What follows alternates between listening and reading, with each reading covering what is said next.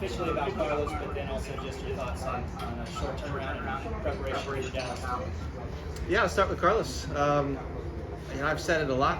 Our relationship has been fantastic. It's been constructive. It's been positive. I think as John pointed out, rightly so, this is just the end result we've been expecting in him re-signing. So we're ecstatic, and I'm really happy to be able to continue to coach him, and I'm happy for the club and for the fans to continue to see Carlos play. He's been a part of this club for an extremely important part of this club for a long time, and he will continue to do that. And so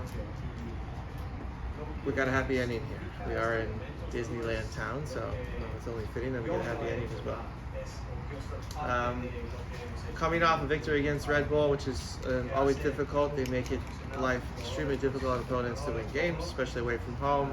It's exactly what we expected, a competitive game with a lot of second balls. They don't really budge an inch, but our team was able to match the fight and then have enough quality in those few moments to finish the game off and decide it for us, especially in the second half. So we were quite happy with that, and now hosting Dallas tomorrow night, a different team, an equally dangerous team in the respect they can score goals, they can hurt you. It's a really good footballing team with a good idea to play. I think on their best day and our best day, our styles are quite similar, and so it should be an interesting match. We have physically come out of the game fine, so we'll be ready for Dallas tomorrow night. Hey Steve, with the summer transfer window open and the designated player open, what position do you think this team should reinforce, in your opinion, as the coach? I think in this league, and it's not just specific to this league, I think anytime you have, but I think it's smart to talk about the realities of this league. And so you have 3 designated players, which are allowed, and some players on TAM, and then it kind of goes down after that. It would be smart to add an attacking piece to this, and I think a well-rounded attacker is certainly somebody who knows where the goal is, but who can also run and be very mobile. I think that would be a piece we would want to add. Steve, Carlos before the season talked about his role more as a facilitator and a playmaker, and perhaps an outright goal scorer. Do you think he's filled that role, and what do you expect from him to maintain that attitude going forward through the rest of the season? He's both. If you look at his numbers throughout his career, he's always been both. And put in the right situations, he will be a goal scorer as well. And his role for the rest of the season is exactly both. And I think the only thing we need to do, and Carlos needs to do, is to stay healthy. And if he will, we will manage his minutes and put him into situations to succeed, as we've done so far, and to improve on his fitness. And those two things, if we can check those 2 boxes, goals and assists will come. And how do you feel having a chance to manage players like obviously Carlos been out here at Bale and Chiellini, who are such seasoned veterans and winners? You're a similar age almost. What's it like to coach players like that? Thank you. Yeah. Look, they're people first, and getting to know them as people is the first and foremost priority, and to build a relationship. And that's what they will do with the group as well. And what comes after that, all of the X's and O's and the tactics and how we'll play, we'll deal with that later. Of course, we have our ideas, but integrating new players into a group is about integrating people in a new group first, and that's what we'll focus on. And I've had the pleasure to speak to both of them on the phone and on a video conference, and so I know it's going to work just fine. And I'm really looking forward to having their personality, their characteristics, but also their positive energy, which I've been able to experience virtually. I'm excited to have that in our group. Can I ask one more? Yeah. Halfway point of the season coming up is the 17th game. Obviously, there's so many good things to talk about. Are there areas of weakness is probably not the right word, or deficiency, but areas that you see still lacking from your perspective that you want to see this team improve on throughout the second half? Yeah, I think so. I think controlling games with possession and controlling the tempo of games with the ball and our decision making is certainly one we can improve on. I think we can also improve on our defensive moments in transition. I think there's also room to improve there. And then always on set pieces, even though I think we are still winning the set piece battle, it's an area we should be maybe even better in. Hi, Steve. Hi, Coach. I asked something similar to John about the group. Obviously, this group, without Bale, without Chiellini yet, supporter cheerleaders. You've talked about the group. The group speaks highly out of you.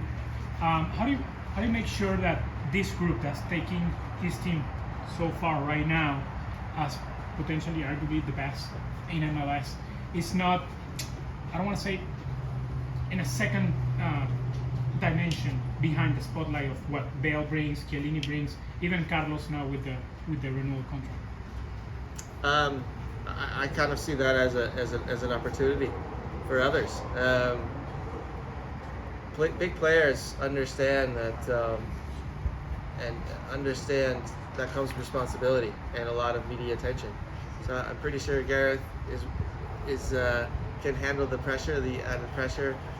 Giorgio as well. Carlos has proven that year after year, and so it really is for the rest of for other players, I should say, quite easy to focus on their game and the other stuff, and leave a lot of the pressure to other players. But the two we're adding will very quickly understand that we're winning games as a group and not through individual qualities.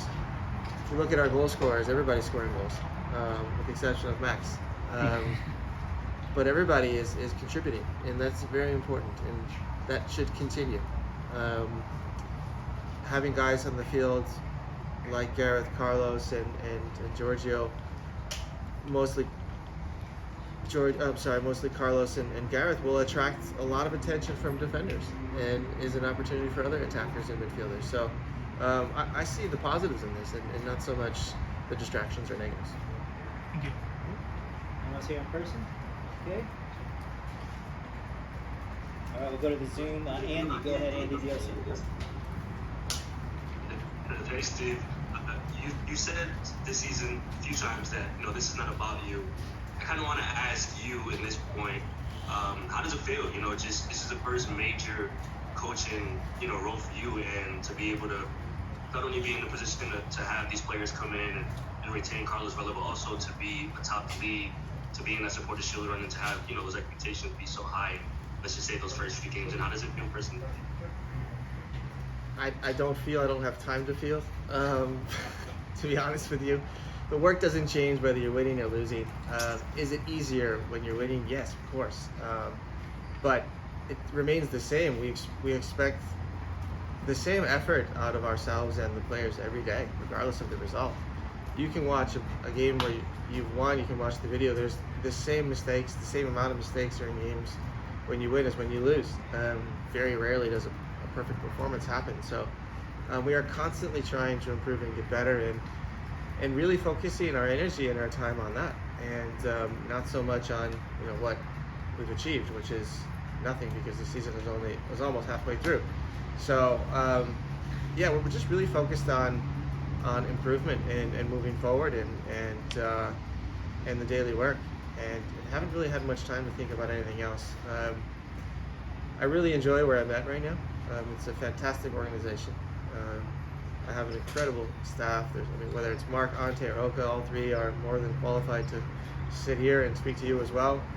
So we're really sharing the load and enjoying the moment and the ride. So, but I also know that we're quite competitive people.